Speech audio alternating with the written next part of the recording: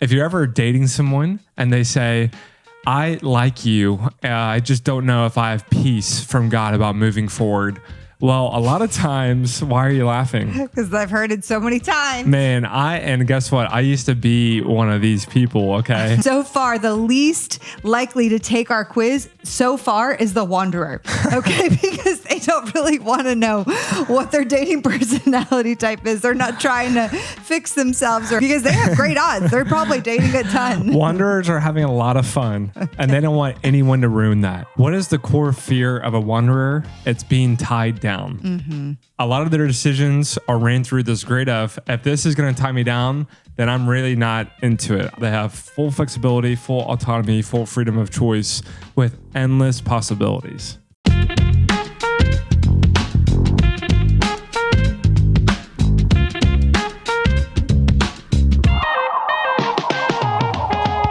If dating for you is just an endless loop of sparks, vibes, and situationships, keynote, I'm not saying exhausting.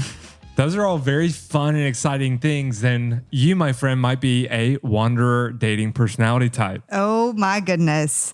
If you guys missed it, we are in a series where we are talking about the 6 different dating personalities. How do you know which dating personality you are? Well, we actually developed a free dating personality quiz, and you can take it at our website at heartofdating.com/quiz. We've had thousands of people take it so far, and it's so helpful. People are like, Kait, JJ, you're reading my mail. This is me to a T. Well, I loved your post the other day, which is not all dating advice is good dating advice for you. Yes, for depending on your personality. For example, the wanderer, pretty much the worst dating advice for the wanderer is don't settle. Because if a wanderer hears the advice, don't settle, they're just going to use it to keep going from girl or guy to guy, girl to girl, because they're like, oh, there could be something better out there. And it just perpetuates this idea of FOBO, the fear of a better option. This is good, but maybe there's something just a little bit better. Exactly. If you're a wanderer, commitment is probably pretty scary for you. Flexibility is really nice for you. You kind of always have one foot in and one foot out. So the dating advice of just be flexible and be open and don't settle, that is not great dating advice for you. What you need to be hearing is, hey, commitment is necessary for a healthy relationship. And at some point you do have to commit. A lot of times wanderers, and I hear this, I need to do a post on this one on Instagram because this one drives me crazy.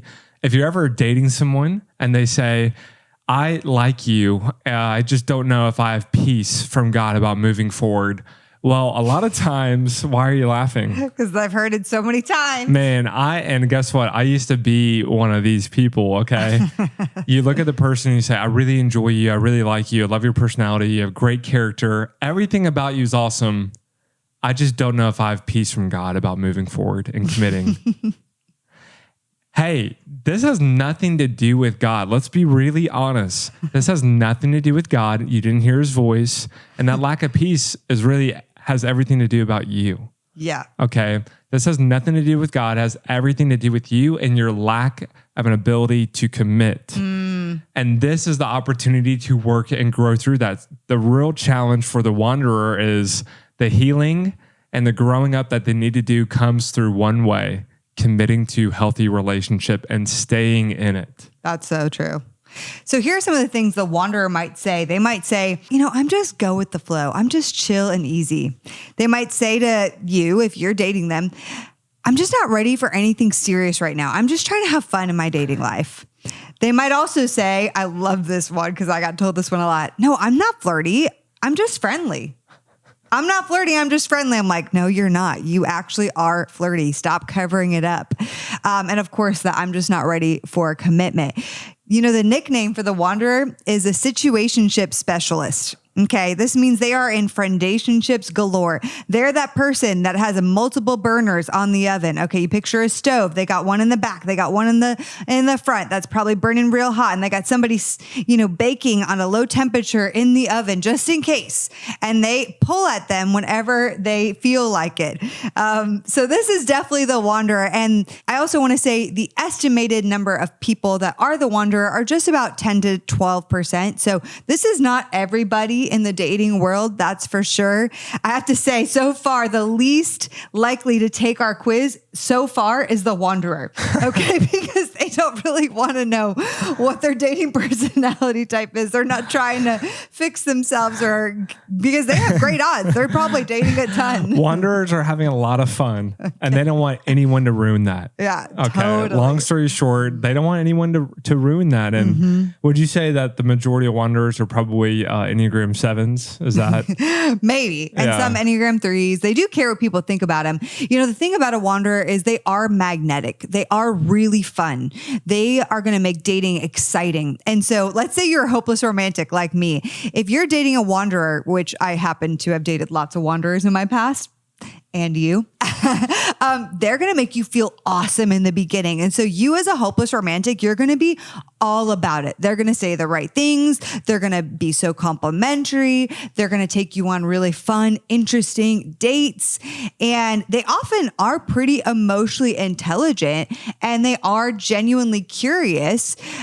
They're not afraid of connection. They're just not sure what to do when things get deep. So they love connection. They love a spark in the beginning. They're like, this is amazing. I love the chemistry. They might say to you, I've never felt this way before about somebody. And then 4 weeks later, they ghost you, right? Okay.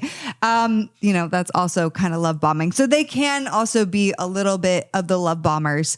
But this is going to feel awesome if you're the hopeless romantic, because you're going to be like, this is everything I want to hear. And then they're all of a sudden going to leave you. Yeah. And the wanderer is not necessarily scared of connection. They just don't know what to do with it. Yeah. And especially when it gets deeper, more vulnerable. Exactly. So we always say, like, the wanderer's time to shine, like their Super Bowl is months 1 to 3. They love they love months 1 to 3. It's fun, it's surface level, it's not too deep, and it's just so exciting. Well, I have a question for you. Why are they deeply scared of commitment? Yeah, and this is such a good question because we see this left and right. We get voice memos, texts, questions from friends. They have great dating experiences with these people, the wanderers, okay? And all of a sudden, when it comes time to commit, there's this huge freak out. And the reality is they might say something like, I'm just not ready to commit. But deep down, they're actually afraid that commitment will trap them. They're actually afraid that commitment will disappoint them or force them to commit, or they might choose the wrong one. And there's a better one right around the corner. My favorite definition of FOBO is this. It's a paralyzing belief that your yes right now to someone will limit and block your future yes to something better just around the corner. That's right. Right. That's what FOBO is. It's a paralyzing belief. So it blocks you from committing because you think by giving a commitment yes now to this person will block a better yes just around the corner. And ways this shows up in like our social life is, hey, do you want to hang out next Friday night? And you say, maybe. And why? Why would you say maybe? Why is it not a yes? Because I want to see if something better comes along. Exactly. So we do the same thing in dating and relationships. We think a better one is just right around the corner. And this is good. This is great. I do enjoy this. But what if? Yeah. And it's the worst trap that we can get stuck in. So the wanderer starts things easily, but they struggle when it gets to the point of deep vulnerability and commitment. Now, I would say, I'm just going to throw this in. You can let me know if you think this is wrong, but I typically find that wanderers can often also be the ones that have a lot of friendships of the opposite gender. Yeah, there's a lot of friendationships. I think they can get a lot of validation and attention from the opposite sex. Even if they know they're like probably never going to date that person. Yeah, I call it heartstrings. Just imagine having like your fingers and you have all these little hooks in people's hearts. And whenever you need that validation or attention, you just tug and pull and tug and pull. And you have multiple options on the table. So you're constantly living in this state of validation, attention. There's always some kind of situationship brewing in your DMs. And so I think this is really hard because we're really kind of dropping the hammer here.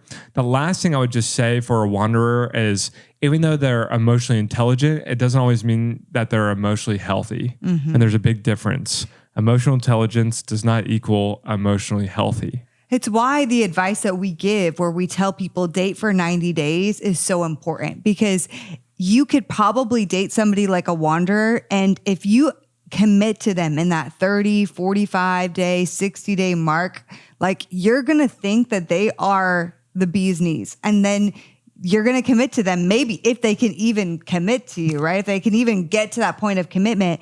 But the problem is they're going to be questioning it, and they probably will end the relationship quickly, or you're going to realize like, well, wait. This is the kind of person that is totally fine with, even though I'm their girlfriend, still kind of talking to a bunch of other girls and being flirty with other girls because they weren't really ready yet to say yes to that commitment. Yeah. Long story short, exclusivity is really challenging for them. Yeah. That's kind of like the nail in the coffin. So from a spiritual lens, we would just say to the wanderer, like, God created you to love and enjoy connection. And it's a beautiful thing that you do love and enjoy connection. But what's not beautiful is to leave people without clarity. What's not beautiful is to lead people on. And so the danger of wandering is that you actually do leave a trail of confusion and broken hearts and broken expectations and a lot of emotional messiness in the wake of your dating life. And I want to say this as well. The enemy thrives in ambiguity, and wanderers love the ambiguity. They love the no DTR phase. They're like, this is great. But the enemy thrives in ambiguity, and God calls us to make things clear. He calls us to lead with clarity. So I want to really challenge you wanderers that clarity is kindness, and true leaders lead with clarity, and you can lead with clarity, and God calls you to. I also think there's one more gift that's like a superpower. I heard this one time from a friend. He calls the wanderer, or just someone who's like very gregarious, really gifted at building new relationships in any room that they walk into. He calls them discipleship ninjas because they can connect so quickly and deeply with multiple people. And it's a really great gift. I just think where we get in trouble is we take that gift and ability and then we take it into dating and we apply it to as many people of the opposite sex as possible. So it's just a very self-serving life. Like it's a great gift that we're just totally misusing and misapplying. And so there's a great gifting to that personality, that attitude, that friendliness. And then there's a great challenge that comes with it in dating. It's not for your dating life. Yeah. So let's talk about attachment style when it comes to wanderer. It's usually one of two types. Avoidant. That is probably the most classic. Wanderer is avoidant, because they're like great until things get serious, until things get hard, until there's a conflict. Then they're like, no, you're too high maintenance. This is too much. I want to find someone a little more chill and low maintenance. So I'm going to exit. Exactly. Conflict is not very fun. Yeah. They also can be disorganized sometimes. So I think it's less percentage of wanderers are disorganized, where they think and feel and think and feel and think and feel, and they're just really confused. More than likely they're avoidant, but they can sometimes also be disorganized. Yeah. As soon as something gets difficult or hard, their most likely reaction is like, I'm out of here. Okay. Yeah. Right. Exactly. So, but here's the truth. Real love shouldn't suffocate you. Real love shouldn't scare you away. It will expand you. It will grow you. And part of that is you have to lean in. Yeah. You have to lean in. You have to be present. You have to stay in there. And that's a really healthy, hard thing for you to do, but that is real relationship at the end of the day, is leaning in and committing to love. It's not always going to be easy, fun, and thrilling. There's definitely a lot of hard work, and that's the challenging part for the wanderer. Totally. Is stopping, staying, and leaning in. So I'm just going to call out the main dating problems with the wanderer, just to give you guys like a breakdown. In case it wasn't clear enough. Okay, we'll go through it quickly because we've already spent a lot of time there. So if you're a wanderer, here are the things that you are going to struggle with the most. FOBO, fear of a better option. This is going to be you always wondering if there's somebody out there that could be just a little bit better. You also are going to struggle with coming on really strong and then being inconsistent. So maybe that first week, it's like an every morning text. And then after that, after it's like the novelty has worn off, you're going to lessen the trail and not really send those texts. And the consistency is going to start to fade. You're definitely going to be probably avoiding DTRs, defining the relationship. You just want to push that off as long as possible. You just don't even want to have that conversation. Why rush it? You can take your time. That's advice also, which is not great for the wanderer because you need to get it together and actually make that commitment. Ghosting. I'm sorry to admit, but you are probably going to have more of a propensity to ghost. And you're going to be like, you'll probably internally justify it as well. Like, you know what? It's okay. Like, we didn't have that crazy of a connection. She'll be fine, or he'll be fine. The next thing is dating for fun versus dating for marriage. You might just date someone knowing that they're not really spouse material, but they are so much fun. I'm really attracted to them. And yeah, I'm just going to date them. Who cares? It's fun. You also might be a big time flirter, but mask it by saying, oh, no, I'm just friendly. Meanwhile, all the flirting and quote friendliness that you are putting out there also gives you a lot of internal validation because you're getting a lot of response from that. And it's really fueling your pride. You also are apt to probably be 1 foot out the door, just in case. My personal challenge to the wanderer, and this is what I would tell my 25-year-old self if you were listening, is, hey, healthy relationship requires commitment at the end of the day. So whether it's this girl or the next one, you can keep waiting and keep trying to find the better option. But at the end of the day, you do have to choose. And more importantly, the more obsessed you become with the charming, fun, whatever it is, and you don't focus on character, the less likely you are to have a healthy relationship. The hardest match for the wanderer. Well, I'm not going to lie. Most of them are going to be a hard match for you. But the hardest is going to be the hopeless romantic or the overthinker. And the reason why, let's go for the overthinker first. The overthinker, ultimately, the difference between the overthinker and the wanderer is freedom versus certainty. Freedom versus certainty. The wanderer wants freedom. The overthinker wants certainty. And they're certainly not getting it from the wanderer. Okay. So the overthinker is going to I want clarity. I want to know where I stand. And the wanderer is going to avoid defining anything at all possible cost. The wanderer loves spontaneity, and the overthinker then analyzes and overanalyzes all the spontaneity. Okay. Wanderers will often pull back when things get really deep, and overthinkers are going to spiral when they sense that any amount of withdrawal. They're going to be like double questioning everything. They're going to be hyper vigilant, and they are going to notice when you were really, really interested and communicating a lot in the beginning, and all of a sudden it changes. They're going to be like, what happened? They're going to have their magnifying glass out. I notice a change. Okay. Now, what about the hopeless romantic? I think at the bottom line, the biggest things that happened between a hopeless romantic, myself, and many of the guys I dated was intensity versus ambiguity. The hopeless romantic loves intensity, and the wanderer likes ambiguity. They don't really like all that intensity. So the hopeless romantic moves fast. They idealize love. They want depth right now. And the wanderer does give that at first. And then through time, once the hopeless romantic's like, this is amazing, I want to define what this is. The wanderer is like, no. Like, let's just keep going. Isn't this fun? Let's just keep it as it is. Like, this is nice. And so that ambiguity is going to really be hard for the hopeless romantic because they're going to think that you're all in. And then their heart is going to be very confused when you say you don't want to define the relationship yet. A really big deal is that if you're a wanderer, if you're dating a hopeless romantic, you are probably at some point going to feel smothered or burdened by the hopeless romantic's expectations and needs. You're probably going to say, oh my gosh, they're just so needy. Like, I can't be with somebody that is that needy. This is just too much for me. And then you're going to write them off because they're just too much. Yeah, for wanderers, they're fiercely independent and needs are not very fun for them. Them having needs and then other people, especially other people relying on them for needs, is a huge turnoff for them.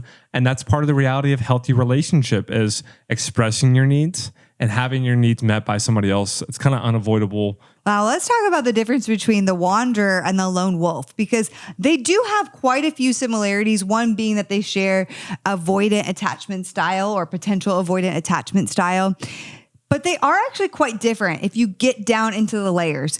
So when you start at the core motivation, the lone wolf versus the wanderer. The lone wolf wants control and emotional safety. Okay. Versus the wanderer, they just want freedom and a thrill. All right. They want it to feel really exciting. Yeah. Their core motivation is like freedom and flexibility and fun. Yes. What is the core fear of a wanderer? It's being tied down. Mm-hmm. A lot of their decisions are ran through this grid of, if this is going to tie me down, then I'm really not into it. I really don't like being tied down.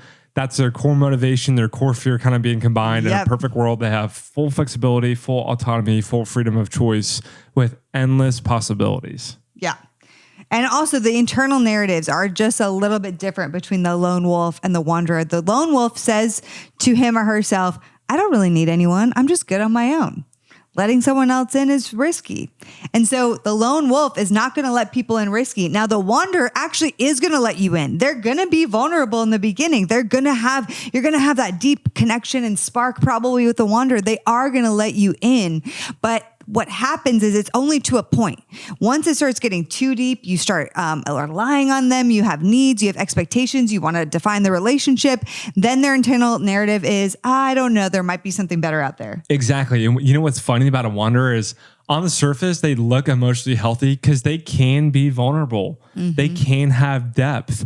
They can really play the part well. But as soon as you pop the surface and it comes time to commit, they freak out.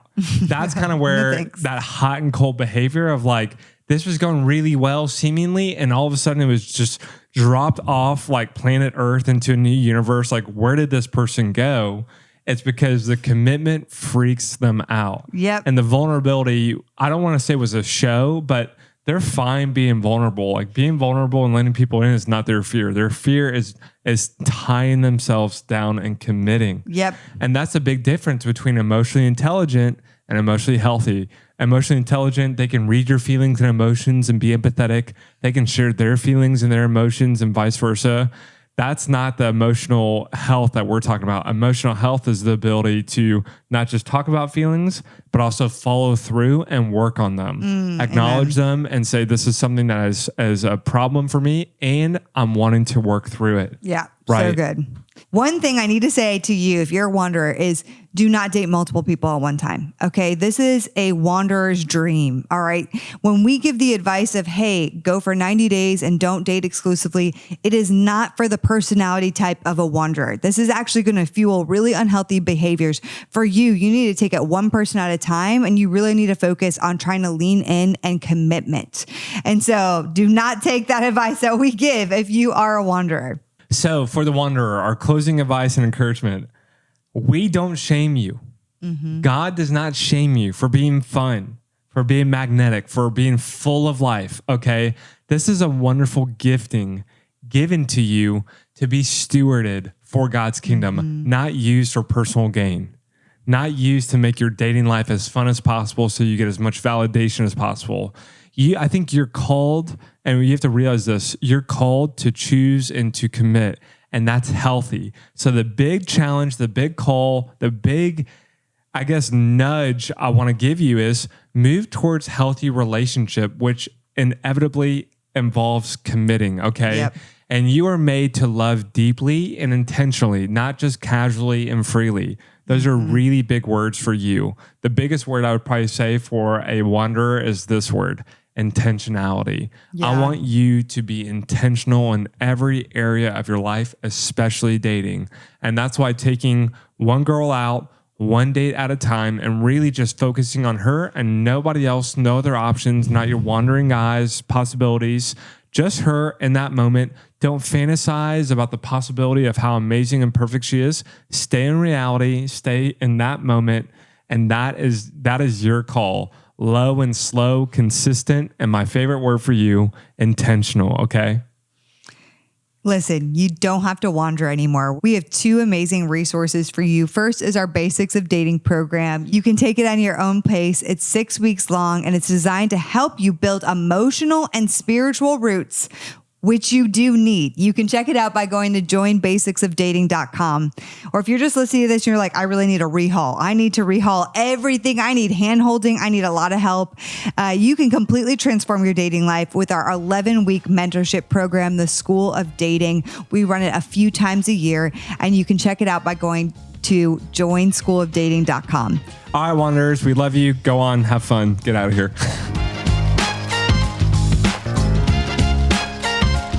The Heart of Dating podcast is created by Kait and JJ Tomlin. Shout out to our epic audio and video editor, Scott Caro. We have an amazing Heart of Dating team who helps bring the show to you each week. I want to shout out Lena Gibson, our brand and community manager. We couldn't do it without them. Now, if you guys have never ranked us or reviewed us on iTunes or Spotify, would you consider doing that? It would mean so much because our podcast can get more discovered and more people can learn how to better date as Christians. Don't we all want that? We launch our podcast each and every week on Wednesdays, so we will see you next week.